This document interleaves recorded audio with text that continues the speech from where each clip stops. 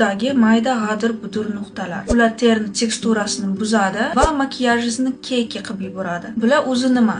Bu komedoni poralaringiz o'lik hujayra va yog' bilan tiqilib qolganda hosil bo'ladi. Bu degani yuzingiz ortiqcha yog' ishlab chiqaryapti yoki poralaringizni to'liq tozalamayapsiz. Endi eng muhim qism nima yordam beradi? 100 ta banachkalar emas, 3 ta asosiy faol modda kerak bo'ladi. Birinchisi bu retinoidlar yoki retinol. O'zi retinol yuzimizdagi har qanday muammoni yechadi, ham teksturani yaxshilaydi, komedonlardan yordam beradi. Lekin eng muhimi, kuchli retinol faqat dermatolog nazorati ostida ishlatiladi. Ikkinchi faol modda bu azelinovoy kislota. Ayniqsa 10% ligidan boshlab. U yallig'lanishni kamaytiradi, teri rangini tekislaydi va teksturani kamaytiradi. Va oxirgisi bu salitsilivoy kislota. Bu komedonlar uchun eng muhim ingredient, chunki bu poralarni ichiga kirib, poralarni ichidan tozalaydi. Yuz yog'lanishini kamaytiradi, chunki bu o'sha yog'ni eritadi. Tak vot, uhodingizga shu 3 ta aktivlardan birini qo'shsangiz, yuzingizni 2 bosqichli tozalasangiz va yuzingizga ortiqcha parvarish qilmasangiz, komedonlarni